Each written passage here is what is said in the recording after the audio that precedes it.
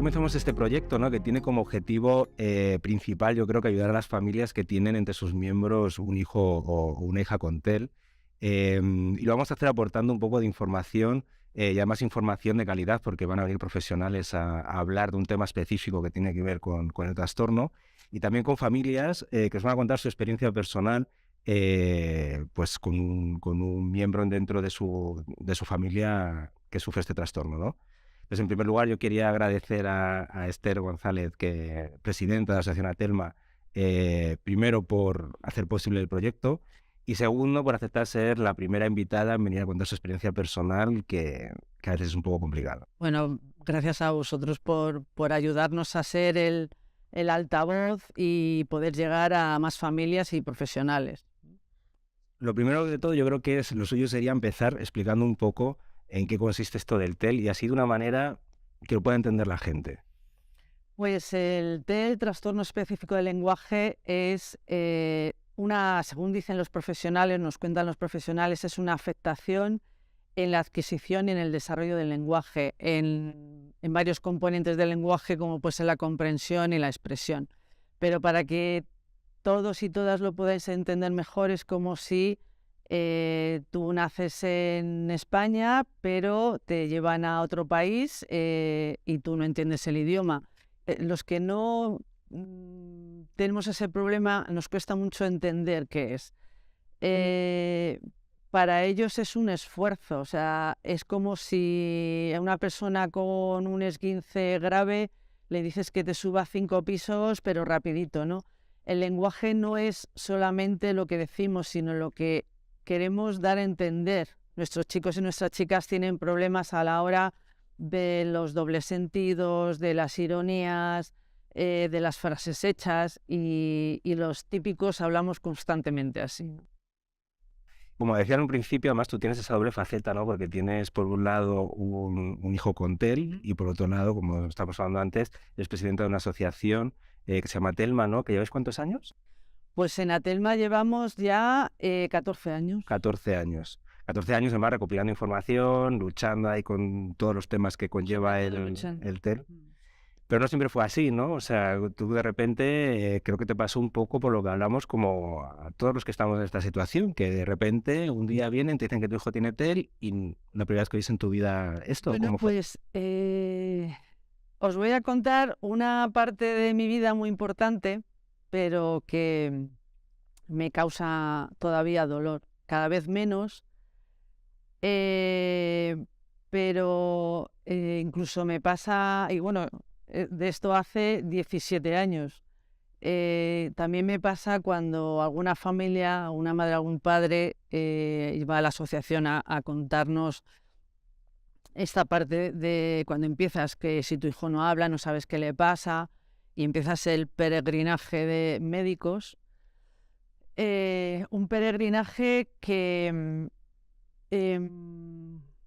es que cuesta tanto encontrar el nombre del enemigo. O sea, necesitamos saber ese nombre que luego más adelante piensas, bueno, da igual, ¿no? O sea, pero sí necesitas saber qué le pasa, cómo puedo comunicarme con mi hijo, cómo puedo hablar con mi hijo, ¿no? Yo ahora pienso en mi hijo ahora, porque yo cuando tenía 4 años jamás pensé que Pablo iba a estar como está ahora. Jamás. O sea, no me hubiera creído, ¿no? Aunque me hubiera dicho el mayor de los expertos o expertas en TEL, ¿no? Yo ahora puedo hablar de mi hijo y me va a salir una sonrisa. Hemos pasado mucho, pero se consiguen. Es mucho trabajo porque esto es una carrera de fondo y también desde Atelma se lo decimos a las familias que hay que ahorrar esfuerzos, ponerse objetivos a muy corto plazo porque es una carrera de fondo. Por supuesto que consiguen muchísimo y ya te digo que cuando yo pienso en mi hijo ahora mismo me sale una gran sonrisa y pensar que ha logrado tantas cosas con las dificultades que tiene, tanto escolares e incluso ha dado lecciones de vida a mucha gente. ¿Mm? Y claro, porque en esos inicios me imagino que hay algo que de repente no te cuadra, ¿no? Con tu hijo. Y dices, algo le pasa que tiene algo diferente, ¿no? En tu caso, ¿qué fue? Pues yo es mi tercer hijo y bueno, pues Pablo empezó a decir papá, mamá, Aba, decía agua, pero como sobre los 22 meses empecé a notar como que parece que se había vuelto, no oía. Entonces, pues bueno, ahí empiezas el peregrinaje de médicos y ¿qué haces? Pues lo primero vas al pediatra y ¿qué pasa? Pues es que tenemos una creencia bueno, pues que un niño ya hablará, ¿no? O sea, incluso desde pediatría. Yo tuve la mala suerte de que justo ese día cuando fui a ver qué pasaba, pues estaba un suplente y bueno, yo desde ahí hasta que me dieron el diagnóstico, yo tengo etiquetas diagnósticas que yo creo que podía forrar este sofá.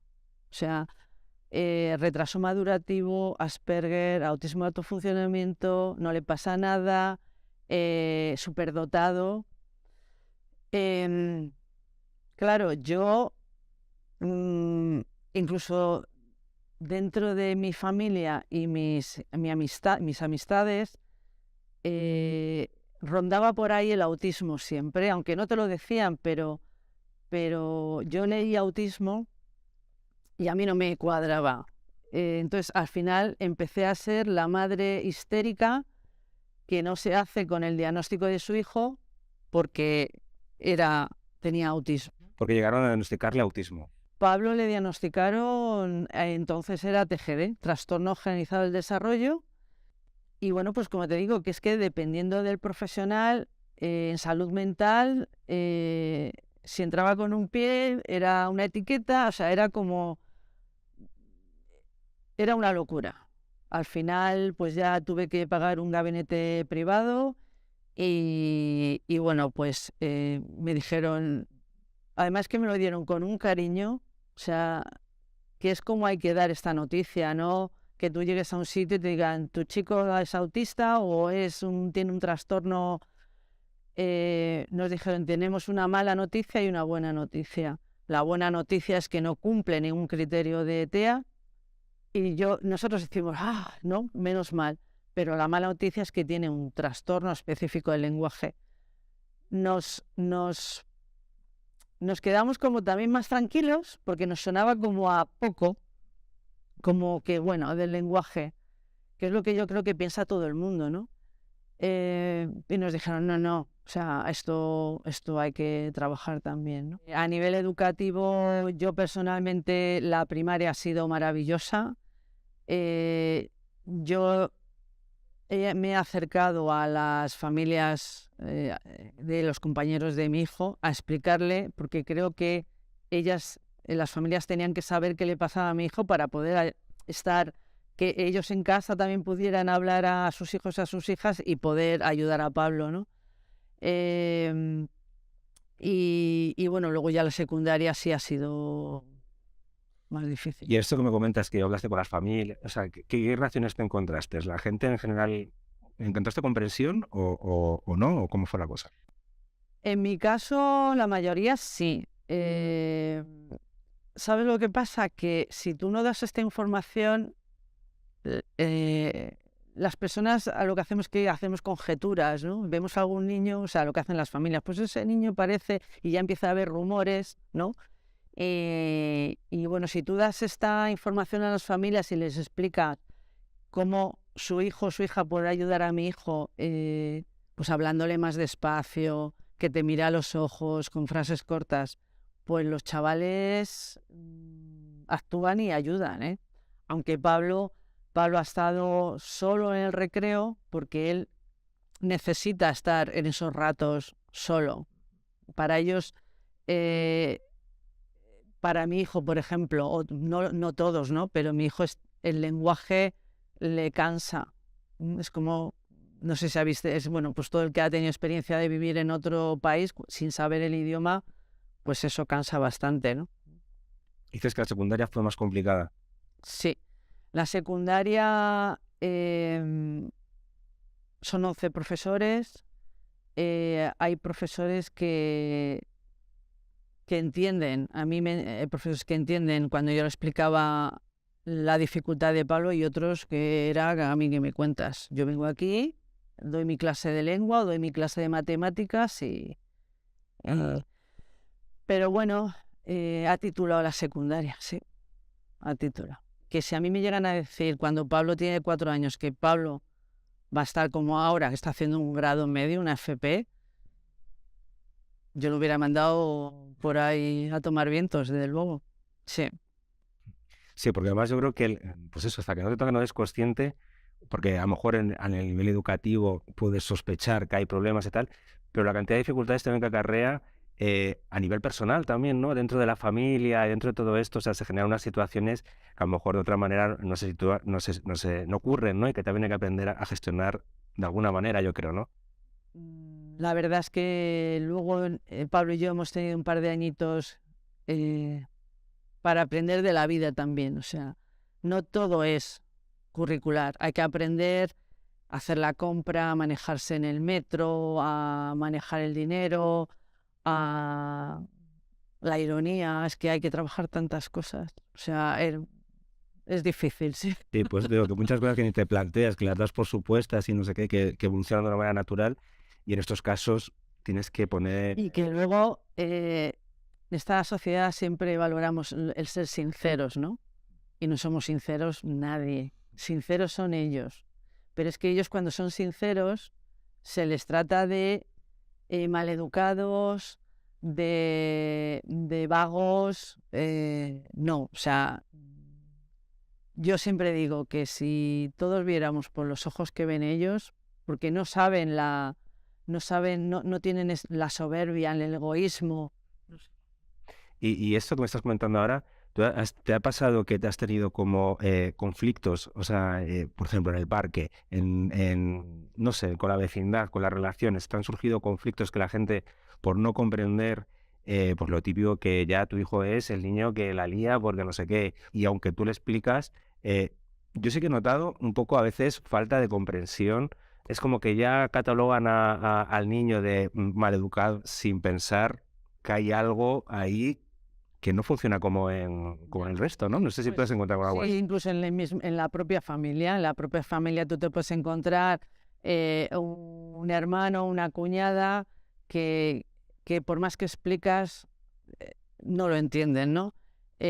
O los abuelos. Para los abuelos, por ejemplo, es muy complicado, no complicado, por el dolor, ¿no? De ver que tu hijo, tu hija tiene un niño. O sea, es doble dolor, ¿no? Mi padre, por ejemplo, a mí me decía que le dejara en paz, que Pablo nada más que le faltaba hablar, que era muy listo.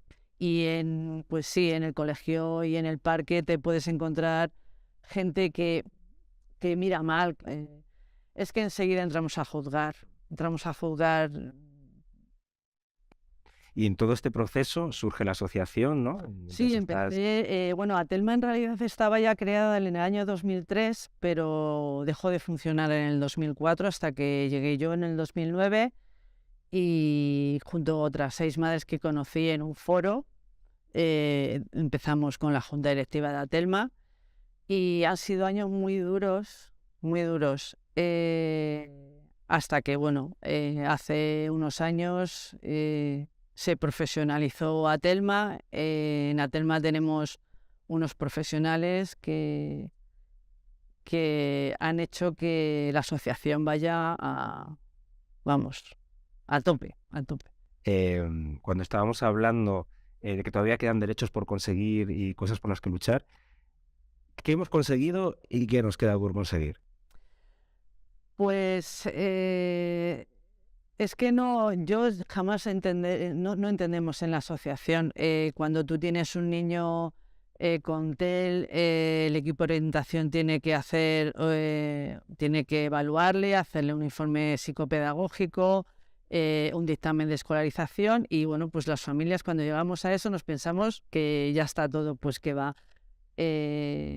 Seguimos estando a la voluntad de ese profesor o esa profesora, del equipo de orientación. Todavía en educación nos queda mucho. Vale, pues si te parece, vamos a hablar ahora con María Cortázar, que es toda una eminencia, ¿no? Sobre todo en el tema de la detención temprana, ¿no? Sí. Entonces vamos a tomar un respiro, bebemos un poquito de agua y hablamos con María, ¿vale? Estupendo, gracias.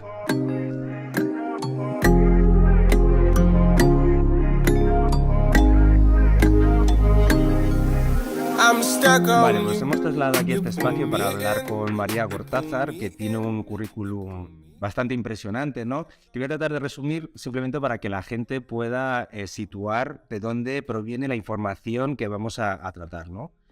Pues María Cortázar es licenciada en Psicología en la Universidad Complutense de Madrid, ha trabajado desde 1981 en los trastornos de neurodesarrollo, especialmente en el campo de los trastornos de la comunicación y de los trastornos del espectro del autismo. Ha participado en un montón de actividades relacionadas con la formación, ha dirigido y trabajado como terapeuta de intervención psicoeducativa temprana en el CAI de Lebrija y es autora del programa sociocomunicativo de atención infantil temprana para los trastornos del espectro del autismo.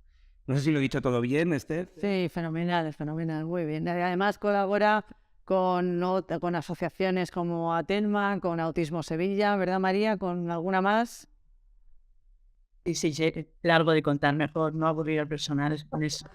Bueno, pues primero de todo, muchas gracias por venir y compartir este rato con nosotros y hablar de este tema que yo creo que hay mucha gente que ahora mismo está pendiente de esto, ¿no? De qué es lo que, cómo puedo estar atento de lo que ocurre a mi hijo, qué señales tengo que detectar para ver que algo está ocurriendo. Antes hablamos con Esther, ¿no? De cómo fue ese proceso suyo de detención del TEL, que fue un poco complicado. ¿Qué ventajas tiene el tener una detención temprana de un trastorno como el TEL? Mira, primero de todo, y aunque suene redundante, agradeceros este ofrecimiento a hablar hoy de TEL, porque precisamente por este problema que seguro que Esther ha contado, con el que se encuentran los padres, de que no se diagnostican de forma temprana, por lo tanto no se interviene de forma temprana a muchos niños con TEL, sigue siendo urgente, bueno, casi todo el mundo, pero desde luego en España, que hablemos de este tema. La detención temprana puede hacer que un niño desarrolle un lenguaje mucho más pronto. Es que estoy hablando muy mal, pero a ver, se ha demostrado que una intervención temprana antes de 3 años y medio potencia muchísimo más el desarrollo del niño. Los niños con TEL tienen un riesgo muy alto de tener problemas de aprendizaje, con lo cual esto conlleva que además del problema fundamental del lenguaje, haya problemas con la escritura, con las matemáticas, haya problemas de integración social y haya problemas también mucho de autoestima. Un chico que no entiende, que empieza a suspender, que ve que no aprende a leer, a veces la autoestima se viene abajo. Yo llevo 35 años en atención temprana y vamos, por mis huesos, que mi niño ha empezado temprano, por lo menos todos los que yo he podido, y noto una diferencia bestial, pero bestial, de niños que he empezado con ellos a los 2 años y medio e intervención de lenguaje, a niños que a lo mejor me han llegado con 5 años, bueno, porque nadie les había derivado, y bueno, la trayectoria y el pronóstico ya de base queda muy condicionado. Porque en este punto, a la hora de detectar de manera temprana el TEL, entiendo que las familias tienen un papel importante, ¿no? O sea, ¿qué señales crees tú que podemos fijarnos para pensar que algo está ocurriendo? Sí, mira, primero, antes de decir que desde luego la familia un papel fundamental y también haría un llamamiento muy subrayado a pediatras, médicos y, por supuesto, a profesores de escuela infantil. Mira, normalmente lo primero que detectan los padres es que el niño no dice sus primeras palabras. Un niño que llamamos neurotípico, en torno a los 12, 18 meses, empieza a producir sus primeras palabras. Se dice que es un elemento de riesgo que a los 2 años se emitan menos de 50 palabras. También es un elemento de riesgo que un niño de 24 a 30 meses no produzca primeras oraciones, primeras estructuras gramaticales. Mamá pan, mamá aquí, las primeras frases de 2 palabras. Bueno, pues esos suelen ser los elementos que los padres primero perciben, ¿no? Pero muy, muy importante, es una señal de riesgo que el niño no utilice de forma natural los gestos, para comunicar. Un niño entre 12 y 15 meses señala, por ejemplo, para pedir algo. Si un muñeco o una chuche está encima de un armario, pues señala la chuche para pedirla. O un niño hace el gesto con la mano de dame, con la mano alzada. O un niño entrega un objeto para que le den algo, saluda, dice el gesto de hola, de adiós. Bueno, pues si un niño 12, 15 meses no hace esos gestos, eso es un signo de alarma muy importante, que ya con eso deberían acudir al especialista. Y un signo muy importante de riesgo en edades tempranas es la ausencia de atención al lenguaje de otros. Un niño que no atienden cuando le llaman, que no responde a su nombre, entre 12 y 15 meses, ya ese es un elemento importante de riesgo. Muchos niños incluso engañan a la propia familia. Si un niño que comprende mal el lenguaje, llega un momento que se hace muy listo en lo visual. Entonces, si yo digo, dame la pelota y la estoy mirando, aunque tú la palabra pelota te la diga en alemán, un niño listo me lo da, pero aunque no sepa de qué estoy hablando, porque se fija mucho en el seguimiento de la mirada. Por lo cual, a veces los niños parece que están, entre comillas, mejor, su perfil lingüístico es mejor de lo que está. Yo haría una llamada, se puede ser un padre, decir, oiga, ¿se ha fijado que tampoco comprende bien el lenguaje? ¿Se ha fijado que usa pocos gestos o los utiliza con poca frecuencia? Además del hecho de que diga pocas palabras. Porque lo de pocas palabras parece que siempre dicen, bueno, ya hablará. No, pues no. Vamos a decirle todo lo que le pasa al niño a ver si así le convencemos. Hay hablantes tardíos, que serían niños que las primeras palabras las dicen algo más tarde, es decir, niños que a los 2 años no producen menos de 50 palabras, o niños que a los 18 meses producen menos de 10 palabras, hablaríamos de hablantes tardíos. Estos hablantes tardíos, algunos salen adelante y a los 2 años y medio se ponen al día y hablan igual que cualquier otro niño. Pero desgraciadamente hay un 30% de estos niños que no salen adelante por sí solos si no reciben una intervención. Hablaríamos de casos de niños con trastorno de desarrollo del lenguaje, de TEA. Y una pregunta, ¿con cuántos años se puede diagnosticar un niño con TEA? Generalmente, si un niño de 2 años, 2 años y medio, la comprensión es buena, la comunicación gestual es buena, sí podemos, y solamente falla las primeras palabras, a lo mejor sí se puede esperar, pero esperar orientando a la familia para casa y haciendo un seguimiento. A los 6 meses se le vuelve a ver, y si ese niño a los 3 años no ha madurado como debe madurar su lenguaje, creo que hay que intervenir, se le quiera poner etiqueta de TEL o no se le ponga, pero hay que intervenir porque necesita apoyo. Y luego, ¿este diagnóstico, un niño diagnosticado con TEL, este diagnóstico puede variar a lo largo de los años o cómo es esto?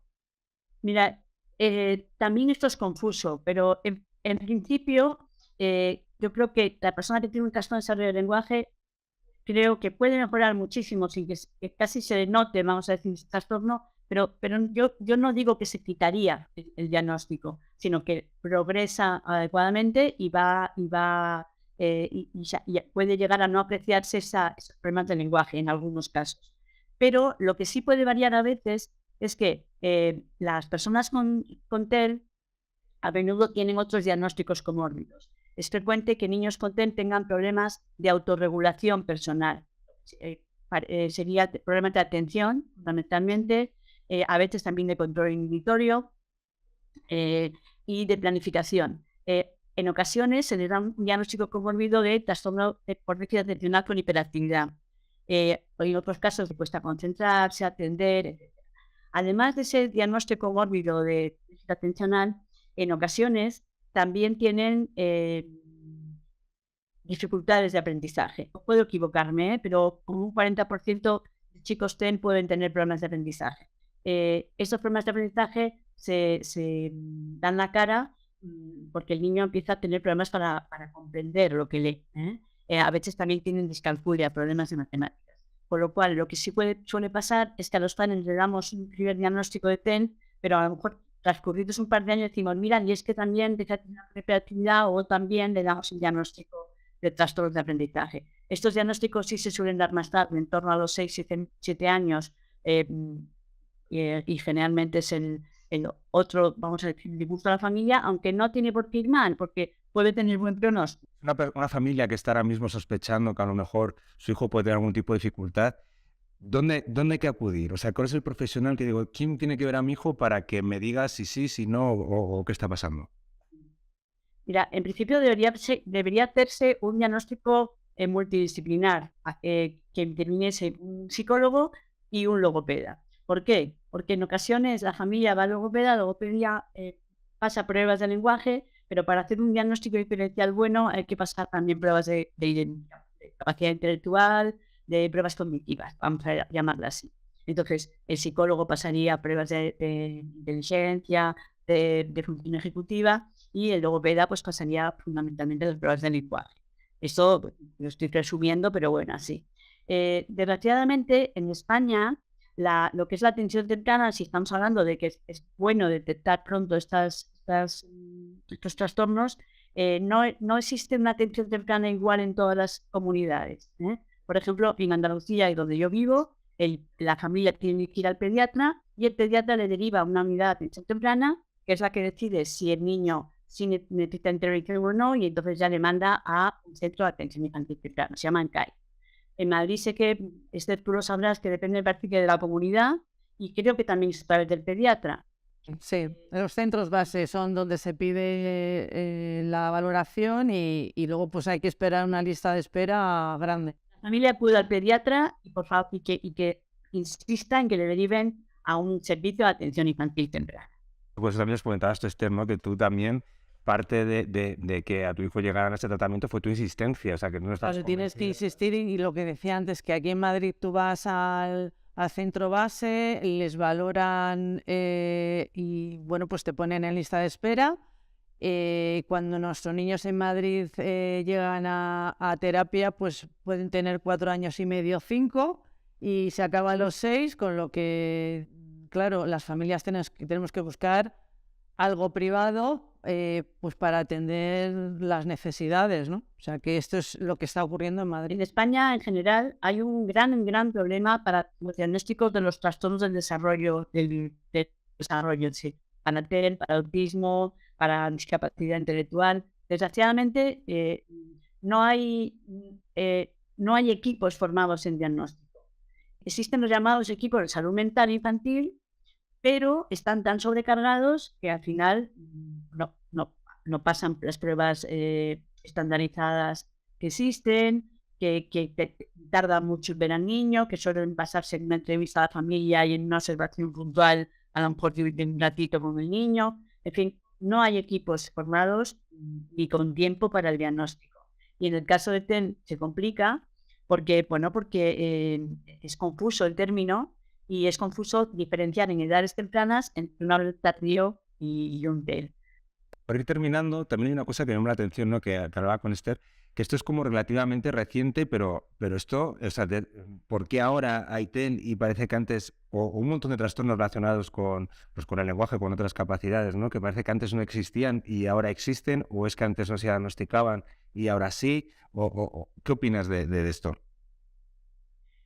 Yo, a ver, en el caso de los TEL, yo pienso que es que antes se hablaba mucho, aquí en España por lo menos, de retraso simple del lenguaje, y se decía que bueno, que esos ya iban saliendo solos y no se les hacía en mucho caso. Y entonces luego pasaban a tener problemas de aprendizaje, pero bueno, tampoco los problemas de aprendizaje se les hacía mucho caso, desgraciadamente. Es decir, yo creo que no se diagnosticaban. Y en cambio ahora los padres persisten, si no les hace caso lo público, se van a un privado. Y entonces, bueno, pues al dar la lata están apareciendo, se hacen más diagnósticos de TEL.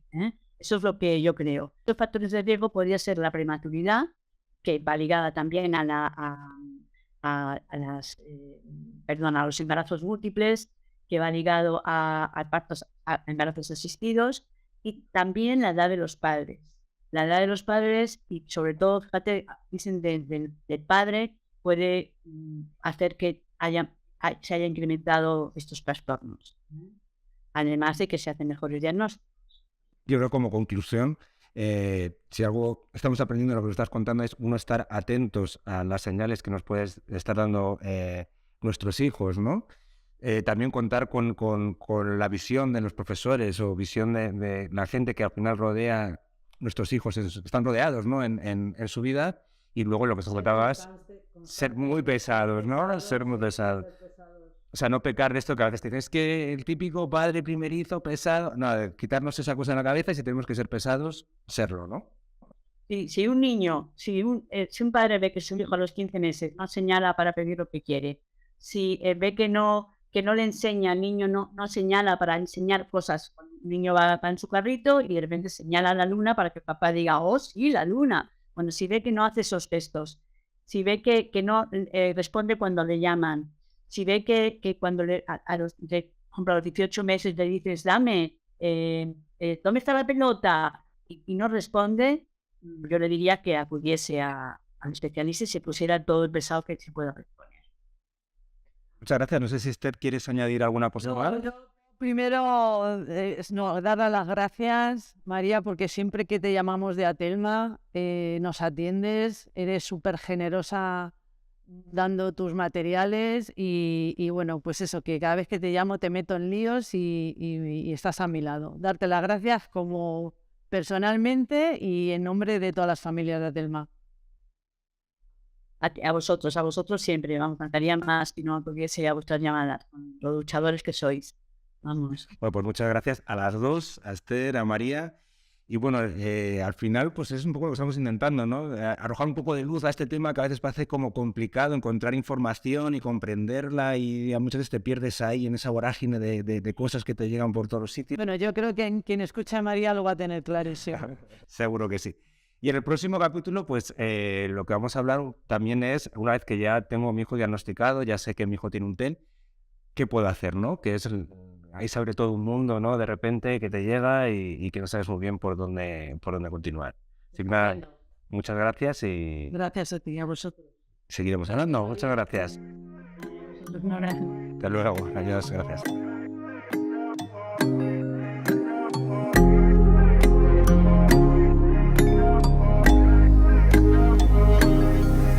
I'm stuck on you. You pull me in, you pull me in, you pull me in.